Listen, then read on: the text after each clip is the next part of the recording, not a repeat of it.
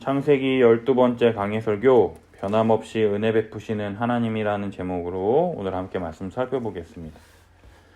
2020년도는 코로나로 시작해서 코로나로 많이 힘든 이 시기인 것 같습니다. 그럼에도 불구하고 우리에게 은혜 베풀어 주시고 이런 힘든 상황 가운데에서도 하나님을 더욱 의지하며 믿음으로 나아갈 수 있도록 은혜 베푸신 주님을 더욱 의지하며 믿음으로 나아가는 우리 성도들의 삶이 되었으면 좋겠습니다. 지난주 지구상에 유일하게 남은 이 노아와 그의 가족들에게 번성하여 땅이 충만하라 말씀하시며 땅과 공중에 있는 모든 생물의 지배권을 노아와 그의 가족들에게 맡기시는 것을 볼 수가 있었습니다.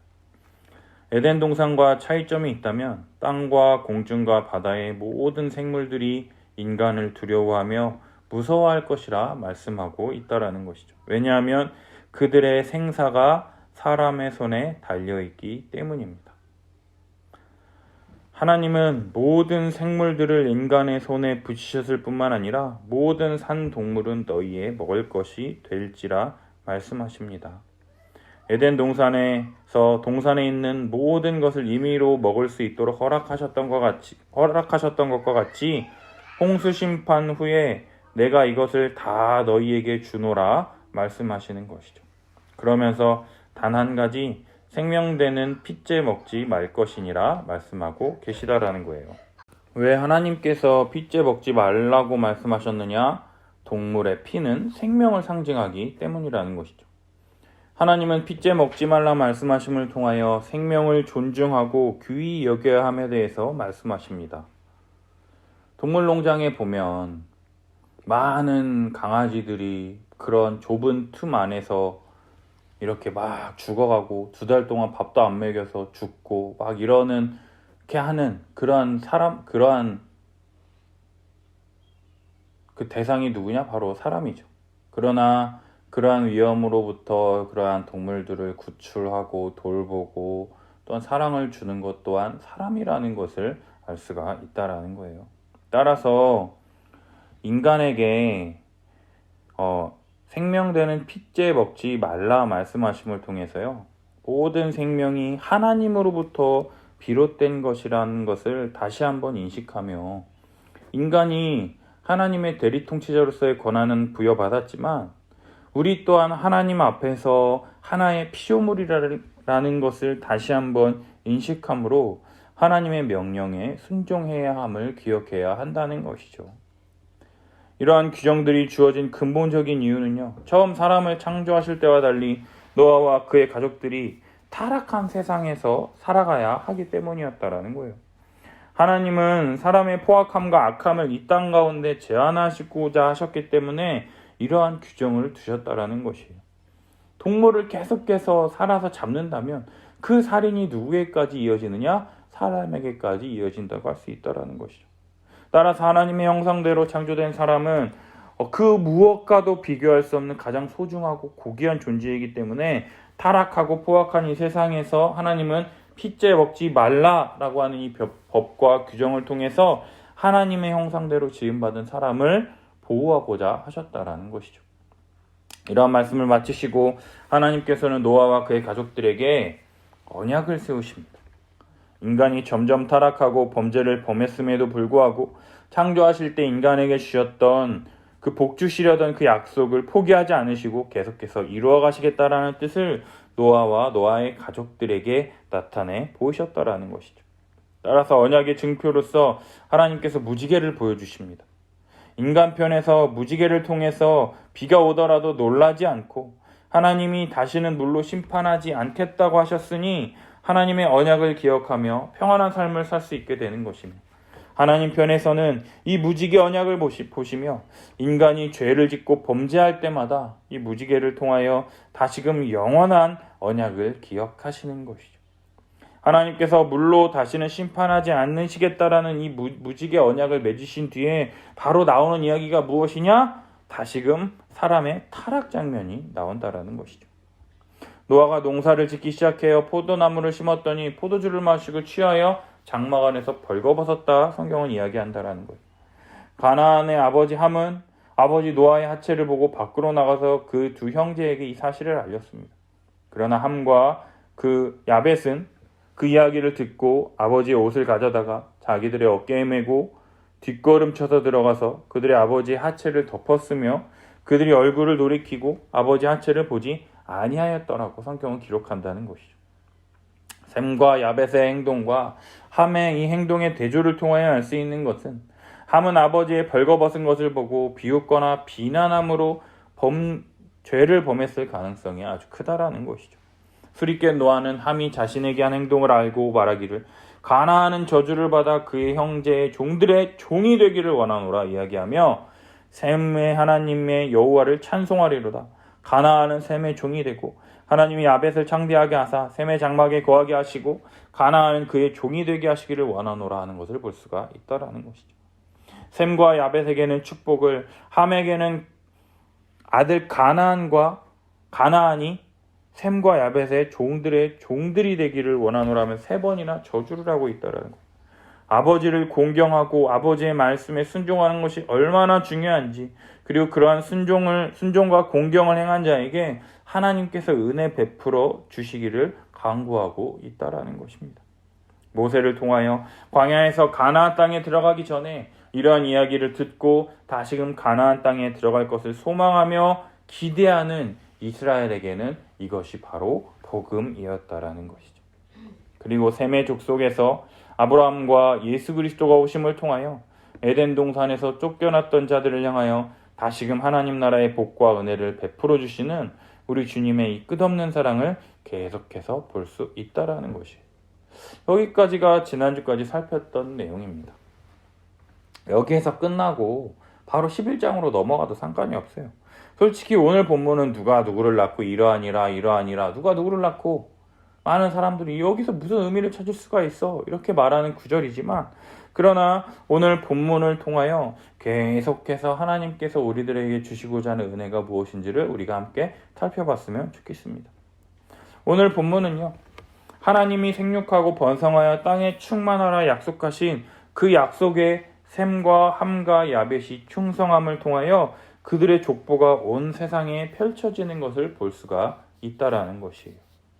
5절과 20절, 31절을 살펴보면 셈과 함과 야벳으로부터 여러 나라, 여러 백성으로 나뉘어서 각기 언어와 종족과 나라대로 흩어지게 된 것을 살펴볼 수가 있습니다.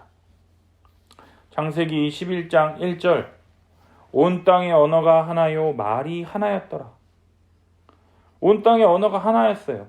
언어가 하나였으면 말이 하나였어요. 그러나 바벨탑 사건 이후로 모든 사람들이 흩어져 살게 되었어요. 말이 안 통하니까 말 통하는 사람들끼리 그 자기들 지역에 살게 되었다라는 것이죠.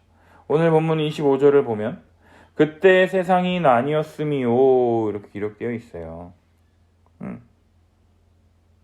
이것을 통해서 에벨의 후손인 벨렉과 욕단 시대에 바벨탑 사건이 벌어진 것을 우리는 알 수가 있다라는 것이죠. 근데 2절을 보면요, 셈, 함, 야벳, 노아의 세 아들 중에 이 셋째 아들인 야벳의 후손에 대해서 성경은 가장 먼저 기록하고 있는데요.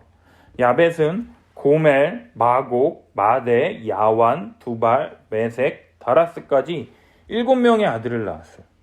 그리고 야벳의 첫째 아들 고멜은 아스그나스, 리밧, 도갈마까지 3명의 아들을 낳았고요. 야벳의 넷째 아들 야완은 엘리사, 달시스, 기띔, 도다님까지 4명의 아들을 낳음을 통해서 야벳으로부터 14명의 후손들이 태어나게 된 것을 알 수가 있다라는 거예요. 야벳의 후손들은 5절을 통해서 바닷가의 땅에 머물렀다라고 하는 것을 통해서요, 지중해 연안에 거하는 족속들로 계속해서 번성하여 땅을 가득 채우는 것을 볼 수가 있다라는 거예요. 오늘 이 창세기 10장은요, 우리로 따지면 단군 신화와 같은 이야기라는 거죠. 환웅과 곰이 마늘과 쑥을 먹고 사람이 된 게 환웅이라고 그러잖아요.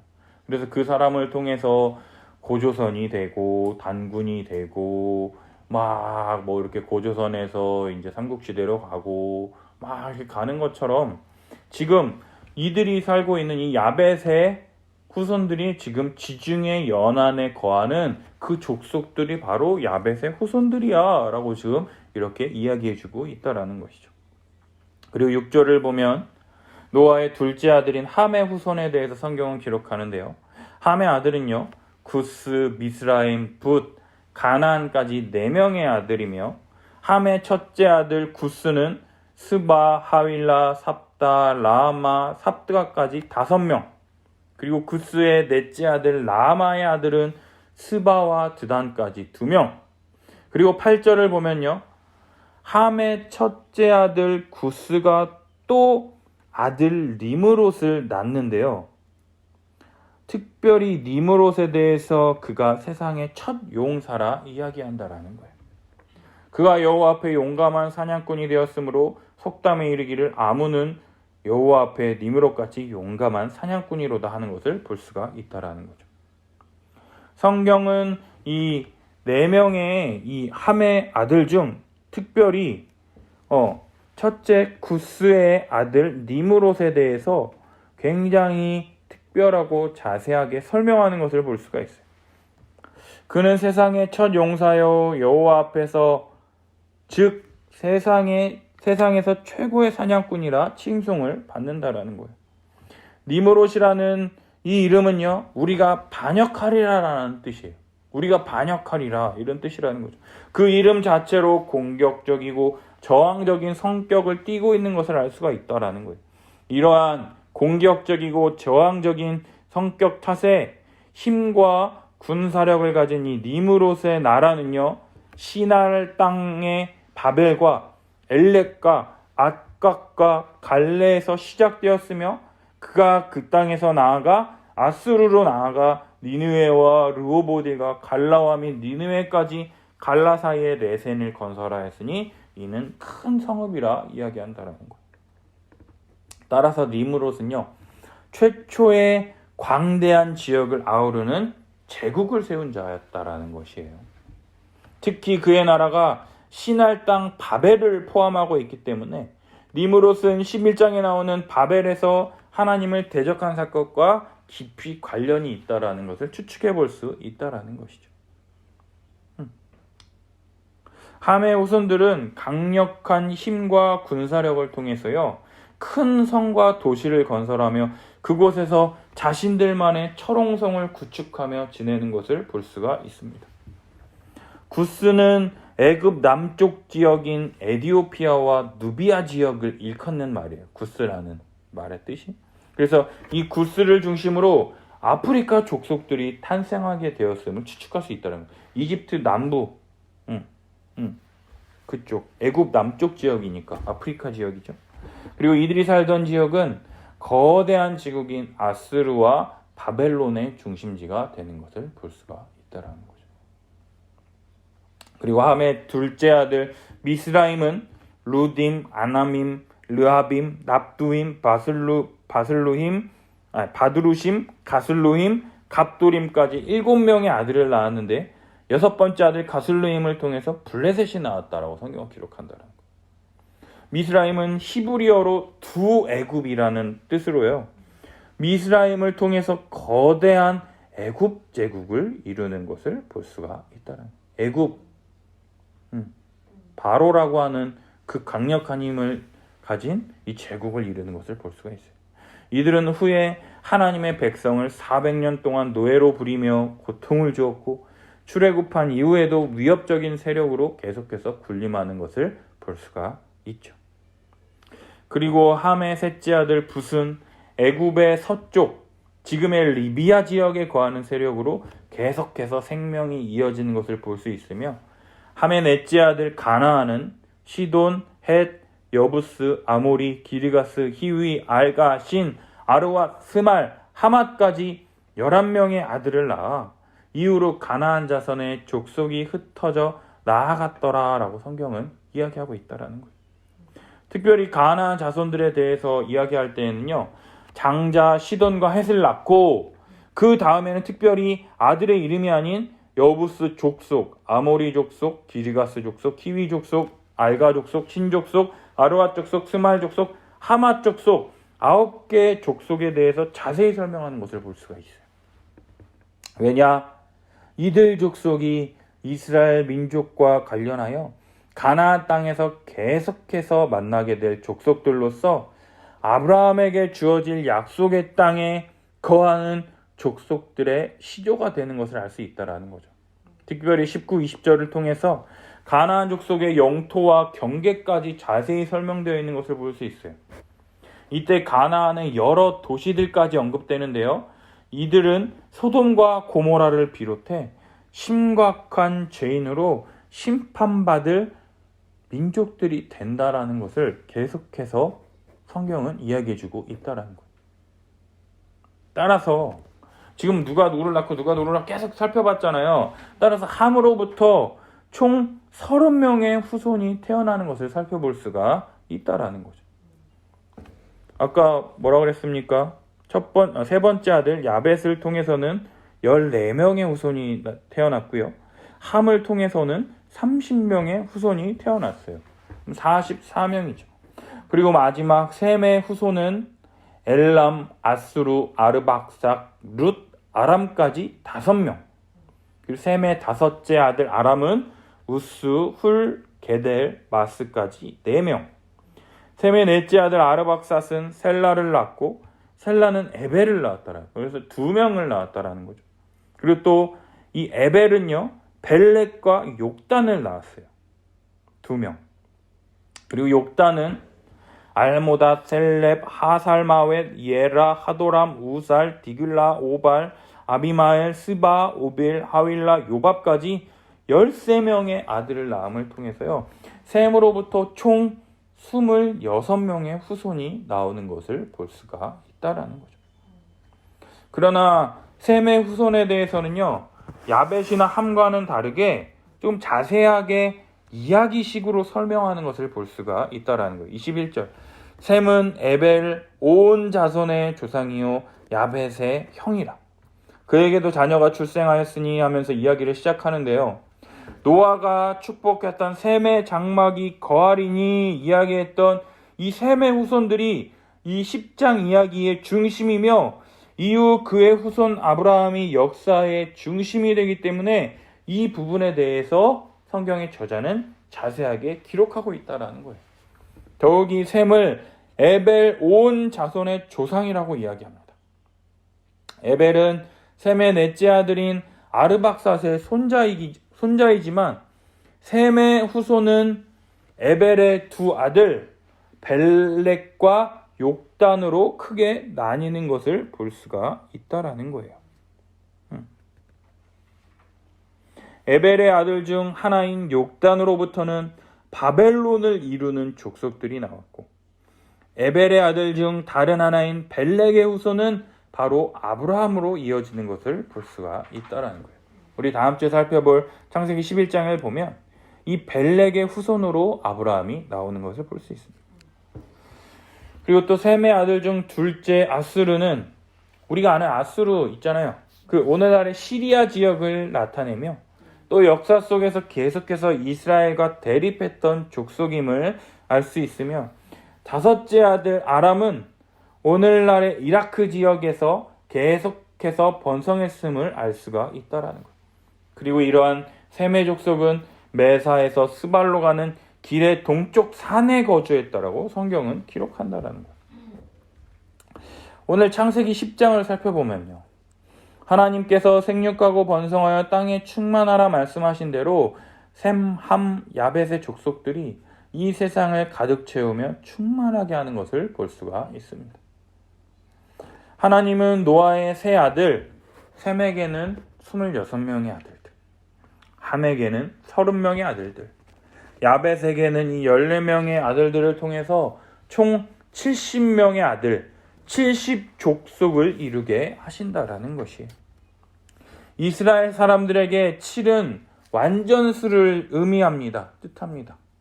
그리고 10은 꽉 찬 수, 가득한 수로서 더 이상 부족함이 없는 또 다른 완전함을 의미한다라는 것이죠. 따라서 7과 10을 곱한 숫자인 70의 의미는 노아의 이 세 아들을 통하여 모든 족속을 이루어 온 땅을 가득 채우는 생육하고 번성하여 땅에 충만하라는 하나님의 약속이 성취될 수 있도록 하나님께서 다시 세상을 보존하시기 위하여 인류를 생육하고 번성하며 충만하게 하시는 것을 볼 수 있다라는 것이에요. 뿐만 아니라 다시는 물로 말미암아 모든 육체를 멸하는 홍수를 내리지 않겠다라고 약속하심을 통해서 셈, 함, 야벳의 후손들 중에도 하나님의 말씀을 믿음으로 순종하는 백성들 뿐만 아니라 여전히 하나님을 대적하고 악한 삶을 살아감에도 불구하고 그들에게 생육하고 번성하게 하시는 하나님의 오래 참으시는 은혜를 살펴볼 수가 있다라는 것이죠. 특별히 8절에 기록된 니므롯은요, 여호와 앞에서 용감한 사냥꾼, 용사라고 이야기하지만 그는 네피림처럼 부패와 포악함으로 하나님을 대적하고 다른 사람들에게 힘과 권력을 통해서 다른 사람들에게 압제를 가했던 대표적인 인물인 것을 우리가 알 수 있다라는 거예요. 그러한 구스의 후손들은 시날 땅을 비롯해 큰 성을 쌓는 도시 문화를 이루며 제국을 건설한다라는 것이죠. 능력 있게 비싼 좋은 곳에서 마천루를 짓고 좋은 넓고 펜트하우스 드라마에 나오는 것처럼 그런 부를 자랑하며 그러한 곳에서 자기중심적이고 배타적인 문화를 이루며 계속해서 탐욕과 물질을 축적하기 위해서 다른 사람의 재산을 약탈하고 빼앗는 악한 죄악을 벗어나지 못하고 계속해서 죄 가운데 머무르는 삶을 살게 된다라는 것이죠. 하나님께서 노아 언약 무지개를 증거로 주시지 않았다면 니므롯은 홍수 심판과 같은 하나님의 무시무시한 심판을 통해서 이 땅에서 사라졌을지 모르지만 니므롯에게도 동일한 은혜를 베풀어 주신다라는 것이에요. 그리고 아버지의 하체를 보고도 아무런 조치를 취하지 않고 형제들에게 알렸던 함의 후손들에게도 하나님은 계속해서 약속하신 창조 언약을 지키시는 것을 볼 수가 있다라는 것이죠. 사랑하는 여러분, 어떨 때는요, 하나님의 이 오래 참으심이 참 억울한 측면이 있는 것 같습니다. 하나님께서 좀 오래 참지 마시고 악은 악으로 죄는 죄로 즉결 심판을 내려주셨으면 좋겠는데 하나님께서 오래 참으심을 통해서 선한 사람들이 고통받는 것을 볼 때 참으로 마음이 어렵고 힘든 것 같습니다. 니므롯으로 대표되는 사람들, 자신들의 힘과 기득권을 가지고 자신들의 성읍을 이루며 그러한 권세가 영원토록 지속될 것처럼 자신들만의 카르텔을 만들려 하는 것이 이 세상의 가치관이라는 것이죠. 예를 들어 우리 집값 오르는 거 누가 싫어하겠습니까? 힘들게 노력해서 평생 동안 일해서 집 한 채 샀는데 그 집값이 오르면 좋은 것이죠. 그러나 그러한 집값을 자신들 임의로 집을 계속해서 사들이는 거예요. 그러니까 공급과 수요 중에서 수요가 많으면 당연히 집값이 올라갈 수밖에 없죠. 그래서 그 집값을 올려서 부당하게 이득을 챙길 뿐만 아니라 이러한 투기가 서울 지역뿐만 아니라 전국을 들썩이게 하며 조장하는 것이 과연 옳으냐라는 것이에요. 서울이야 여러 가지 교육이라든가 인프라가 많이 있으니 집값이 다른 지역보다 비싼 것이 어느 정도 이해는 되지만 갑자기 전주에 있던 1억 하던 집이 4억, 5억으로 투기꾼들 때문에 집값이 올라가지고 지역 주민들이 집값이 너무나도 비싸서 지역 외곽으로 계속해서 밀려나가고 강원도 원주에 있는 아파트가 7억, 8억 하도록 집값을 계속 올리는 이 말도 안 되는 이익을 취하려는 이러한 세력들, 자신들의 이익을 위해서라면 물불 안 가리는 이 모렴치한 자들을 하나님께서 바로 직결 심판해 주셨으면 좋겠는데 헤롯 대왕이 벌레에 물려 즉사했던 것처럼 이러한 자들을 하나님께서 즉사하게 해주셔서 이러한 탐욕과 하나님의 통치를 거부하는 자들에게 경각심을 일깨우고 하나님의 크고 두려우심을 깨닫게 하시면 참 좋겠는데 우리 하나님은 그렇게 하지 않으시고 악한 사람이나 선한 사람이나 동일하게 해와 비를 주시는 일반적인 은총을 베푸시는 것을 볼 수가 있다라는 것이죠. 이것이 은혜임을 깨닫지 못하고요.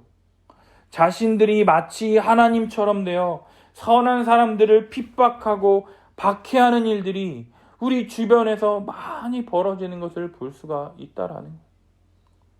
이게 제대로 된 세상입니까? 돈 없으면은 다 밀려나가고 돈 있는 사람만 좋은 데서 살고, 이거는 하나님이 꿈꾸신 세상이 아니잖아요. 그래서 그게 잘못됐다라고 이야기하면요, 이런 사람들이 뭐라 그러는지 아십니까? 그게 왜 잘못됐는데, 그게 뭐가 나쁜데 하면서 오히려 우리들을 손가락질하고 비난하고 네가 게을러서 돈 못 번 거 아니야? 그래서 우리에게 손가락질한다라는 것이죠. 우리 시편 42편 3편 말씀 우리 함께 읽어보도록 하겠습니다. 사람들이 종일 내게 하는 말이 내 하나님이 어디 있느냐 하오니 내 눈물이 주야로 내 음식이 되었도다. 아멘. 그냥 평생 동안 주님 믿고 주님 말씀에 순종해서 하루하루를 기쁘게 살고 주님 주시는 것으로 만족하며 주님께 헌물 드리고 열심히 세상을 살아왔는데, 네가 게을러서 그런 거 아니야, 네가 게을러서 돈 못 번 거 아니야 이러면서 우리를 핍박하고, 네가 그 믿는 하나님이 너에게 복을 안 줘서 그런 거야, 넌 잘못 믿는 거야 하면서 오히려 우리를 향하여 손가락질한다라는 것이죠.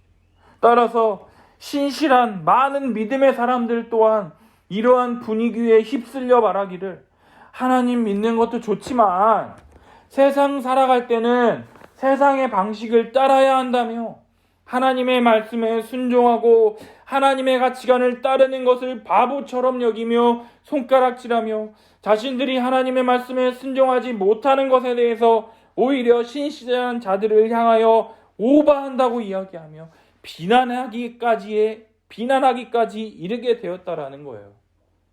그러나 만약 하나님이 모든 사람들에게 베푸신 은혜를 거두어 가시면 그들이 붙잡고 살아가는 이 세상, 그 사람들의 삶의 기반은요, 쉬이 사라지는 안개처럼 온데간데 없이 사라질 것이며 무너지게 될 것이다라는 것입니다.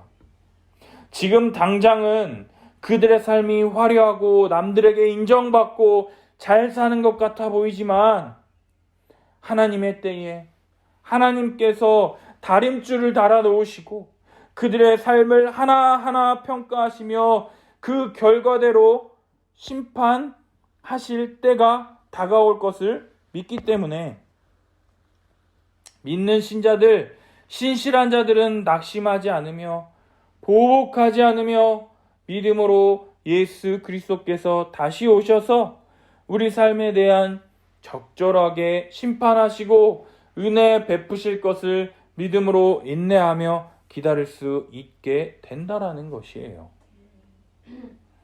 예수 그리스도께서 하나님 나라의 왕으로서 다스리고 있음에도 불구하고 여전히 악한 세상, 사단의 종노릇하며 하나님의 뜻을 방해하는 자들이 있음에도 불구하고 하나님의 뜻이 하늘에서 완벽하게 이루어진 것 같이 땅에서도 이루어지기를 바라나이다 하면서 기도하며 우리 삶 가운데 하나님의 나라가 강력하게 임하도록 기도할 수 있으며, 그러한 믿음으로 말미암아 우리 삶이 하나님의 강력한 임재를 경험함을 통하여 악한 영적 세력들을 물리치며 하나님과 동행하는 하나님 나라의 삶을 살 수 있게 될 것이다라는 것이에요. 두 번째로 셈의 후예 중에 에벨이 등장하는 것을 볼 수가 있습니다. 에벨은 하나님의 백성인 이스라엘의 조상입니다. 에벨은요, 건너온 사람이라는 뜻을 가지고 있어요. 떠돌이, 나그네를 뜻한다라는 거죠. 이스라엘 백성의 또 다른 별칭이 에벨에서 나온 히브리라는 말이에요. 히브리, 하나님의 백성이 이 땅에서 나그네로 살아가야 함을 보여주고 있다라는 것이죠. 앞에 살펴봤던 함의 후손은 노아가 저주했던 가나안은 셈의 종들의 종이 되기를 원하노라 말했던 이 저주로 말미암아 니므롯 등 그의 자손들이 죄의 길을 계속해서 걸어가는 것이 어느 정도 이해가 되는 반면 셈의 자손 가운데에도 이러한 죄악의 길을 걸어가는 것을 보면요, 한편으로는 좀 이해가 되지 않는 것 같습니다. 에벨의 자손인 벨렉 때 바벨탑 사건을 통해서 세상이 나뉘는 것을 봅니다. 이때도 홍수 이전과 마찬가지로 경건한 계보에 속한 자들이 불경건한 계보에 속한 자들과 함께 어우러져 범죄하고 만다라는 것이죠. 이러한 범죄 이후에 에벨의 아들인 욕단으로부터 바벨론을 이루는 족속들이 나오게 되며 계속해서 이스라엘을 공격하며 포로로 잡아가 원수가 되는 지경에 이르게 되었다라는 것이죠. 반면 에벨의 또 다른 아들인 벨렉의 후손은 아브라함으로까지 이어지는 것을 볼 수가 있습니다. 이처럼 인간은 노아 홍수 심판 이후에도 계속해서 죄를 저지르며 자신의 만족과 포악과 악함을 절제하지 못하며 스스로 성을 이루며 살아가기도 하며 셈의 후예로서 속하기는 하지만 그 조상의 길을 따르지 못하여 악한 길로 걸어감을 통해서 하나님의 백성에게 영원토록 고통을 가하는 것을 보기도 합니다. 하지만 많은 어려움과 힘듦에도 불구하고 계속해서 신앙의 선조들의 본을 따라 믿음의 길을 지켜나감을 통해서 하나님께서 다시금 구원의 길을 시작하시는 아브라함에게까지 이어지는 것을 우리는 볼 수가 있다라는 것이죠. 사랑하는 여러분, 우리 집안이 믿은 지 4대째 되는 집안이다. 우리 집안이 언더우드 아펜젤러 선교사님으로부터 복음을 들은 집안이다. 목사님이 몇 명, 장로가 몇 명, 권사가 몇 명 배출된 집안이다. 이런 것들을 자랑하지 마시고요. 오직 우리 주 예수 그리스도의 십자가 복음만을 자랑하는 우리들이 되었으면 좋겠습니다. 계속해서 이야기하지만요, 홍수 심판 이후에도 우리들의 죄악은 조금도 해결되지 않고 오히려 계속해서 누룩처럼 퍼져나가는 것을 우리들의 삶 속에서 경험만으로도 우리는 충분하게 알고 있지 않습니까? 우리의 힘으로는 도저히 어쩔 수 없는, 어떠한 노력으로도 해결할 수 없는 우리 죄의 문제를 해결하시기 위하여 우리 주님 이 땅 가운데 인간의 몸을 입고 오셨다라는 것이죠. 만왕의 왕이시며 모든 능력과 권세를 가지신 분께서 왜 굳이 아기 예수의 몸으로 이 땅에 오신 것일까요? 그냥 성인의 몸을 입고 구름 타고 이 땅 가운데 오시면 안 됐을까요? 이에 대해서 성경은 뭐라 그러느냐? 예수님께서 하나님의 아들로서 이 땅에 오신 것이 아니라 우리 죄를 사하러 이 땅에 오신 둘째 아담으로서 완전한 인간의 몸을 입고 이 땅에 오셨다라고 이야기한다라는 것이죠. 따라서 우리들과 똑같은 인간적인 연약함, 이러한 연약함에도 불구하고 하나님의 말씀으로 사탄의 모든 시험을 이기신 우리 주 예수 그리스도를 본받아 우리들 또한 우리들의 연약함과 한계에도 불구하고 우리 죄 위하여 십자가에 달리신 예수 그리스도의 십자가를 붙잡고 날마다 의지함으로 말미암아 우리들의 연약함을 긍휼히 여기시며 은혜 베풀어 주심을 통하여 날마다 포기하고 싶고 그만두고 싶고 놔버리고 싶을 때에도 우리의 손을 꽉 붙잡고 놓지 않으시는 그분의 은혜를 통해서 십자가의 길, 고난의 길, 믿음의 길을 걸어가신 우리 선조들의 믿음을 본받아 이 길 끝에 영원한 안식의 길, 구원의 길, 생명의 길이 있다라는 것을 믿음으로 계속해서 걸어갈 수 있다라는 것이죠. 우리 이브리서 12장 2절 함께 읽겠습니다. 믿음의 주요 또 온전하게 하시는 이인 예수를 바라보자. 그는 그 앞에 있는 기쁨을 위하여 십자가를 참으사 부끄러움을 개의치 아니하시더니 하나님 보좌 우편에 앉으셨느니라. 아멘. 도저히 견딜 수 없고 못할 것 같고 포기하고 싶을 때 우리가 바라봐야 할 분이 누구시냐? 바로 우리 주 예수 그리스도라는 것이에요. 십자가의 영광과 그 영원한 하나님 나라의 기쁨을 바라보셨기 때문에 잠깐 고난당하는 것을 개의치 않으시고 순종하심으로 지금 하나님 보좌 우편에 앉으셔서 지금도 성령을 보내셔서 말씀을 통하여 우리를 다스리시며 통치하실 뿐만 아니라 힘들어하고 좌절하고 낙마하는 우리들을 위하여 말할 수 없는 탄식으로 우리들을 위하여 기도하시는 분이 바로 우리 주 예수 그리스도이시라는 것이에요. 따라서 힘들고 연약하고 계속해서 넘어지고 좌절하는 우리들의 연약함에도 불구하고 우리들을 향한 그 사랑과 은혜, 우리를 절대 포기하지 않으시는 은혜를 계속해서 붙잡고 이 믿음만을 붙잡고 믿음으로 나아가는 우리 사랑하는 성도님들이 되시기를 예수님의 이름으로 축복합니다. 우리 함께 기도했으면 좋겠어요. 하나님은요, 노아의 세 아들에게 생육하고 번성하여 땅에 충만하도록 은혜를 베풀어 주셨습니다. 70명의 자손들을 통하여 실제로 창세기 11장 보면요, 70명 이상 돼요. 그러나 이 70이라는 숫자를 강조함을 통해서 이 세상을 가득 채우며 물명을 발전시키며 아름다운 세상을 가꾸도록 은혜를 베풀어 주셨다라는 것이죠. 그럼에도 불구하고 인간의 죄악은 점점 번성해가며 줄어들 기미가 보이질 않는다라는 것이.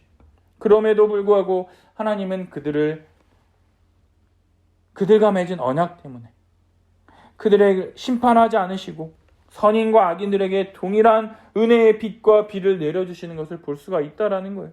어쩌면 믿는 자로서요, 낙심하고 좌절할 수 있지만 우리가 바보처럼 느끼고 쟤네들이 잘 사는 것 같을 때마다 눈물 흘리고 이게 뭔가 막 하나님이 원망스러울 때도 있지만, 그러나 믿는 신자로서 오히려 이 시간들을 통해서 우리를 향하여 회개하고 돌이킬 수 있도록 은혜를 베풀어 주셨기 때문에 나와 같은 자가 예수 그리스도의 복음을 믿고 돌이킬 수 있지 않았나 생각해 볼 수 있다라는 거죠. 나와 저들의 차이점이 하나도 없습니다. 내 안에도 여전히 죄악들로 가득 차고 더러움과 음란함과 폭행과 악함과 더러움들이 가득 차 있지만 그럼에도 불구하고 하나님이 정하신 때에 그때가 저는 조금 빨랐던 것 같아요. 그래서 은혜로 구원을 베풀어 주셨던 것처럼, 그러나 이게 끝이 아니라 하나님이 정하신 때에 하나님이 정하신 기준과 법으로 말미암아 우리들을 심판하실 때가 반드시 있다라는 거예요. 그때에는요, 하나님께 돌이켜 후회도 아무런 소용이 없을 것입니다. 따라서 믿는 신자들은요, 낙심하지 않으며 주님께서 반드시 심판하실 것을 믿기 때문에 소망하며 인내하며 기다릴 수 있다라는 것이죠. 이러한 믿음을 더욱 붙잡는 우리들이 될 수 있도록 기도했으면 좋겠습니다. 두 번째로, 셈의 장막에 속한 자라 할지라도 구원의 길을 따르는 자가 있는 반면 악인의 길을 따르는 자들이 있다는 것을 보게 된다라는 거예요. 겉으로 보기에는 이 땅 가운데 이름을 내고 성읍과 도시에서 이름을 내며 업적을 이루는 것이 더욱 멋진 것처럼 보이기도 합니다. 오히려 함의 자손들이 저주를 받았지만 더 잘 사는 것처럼 보이기도 한다라는 것이에요. 그러나 하나님은 겸손하고 온유하게 다른 사람을 섬기고 돌보고 헌신하는 삶을 귀히 여기신다라는 거예요. 따라서 힘들고 어렵더라도 신앙의 선조들의 본을 따라 자기 십자가를 지고 나를 따르라고 하는 이 주님의 명령에 따라서 이 세상에 속했지만 이 세상에 속하지 않은 자처럼 하나님 나라의 삶의 방식으로 살아감으로써 이 세상이 감당치 못하는 믿음의 사람들을 통해서 다시금 구원의 길을 계속해서 펼쳐나가시는 것을 볼 수가 있다라는 것이죠. 우리들에게 맡겨주신 교회, 이 교회 성도들을 함께 돌보고 가르치고 섬길 때 우리에게 말할 수 없는 기쁨과 동시에 구원이 우리에게 더욱 확실하게 주어질 것을 믿으며 한몸된 교회와 지체로서 서로를 자기 자신처럼 사랑하며 돌보며 나아가는 우리들의 삶이 될 수 있도록 함께 기도했으면 좋겠어요. 낙심할 수 있습니다. 지금 우리 아이들 둘밖에 없지만 이 둘 중에서도 하나님의 길을 따르지 않고 악인의 길을 따를 수 있다는 것을 명심하며 날마다 주의 교훈과 훈계로 양육하며 또한 주님 우리에게 허락하신 지체들이 있다면 그 지체들을 내 몸처럼 살아가며 더 헌신하며 섬길 때 하나님 나라가 우리 교회 가운데 펼쳐지고 우리가 영원한 주님 나라에 들어가게 될 것을 너무나도 더 확신하게 된다라는 것을 믿으며 힘들고 어렵지만 이 믿음의 길을, 구원의 길을 놓지 않으며 떠나지 않는 우리들이 될 수 있도록 우리 함께 같이 기도하며 나아갔으면 좋겠습니다. 기도하겠습니다. 주여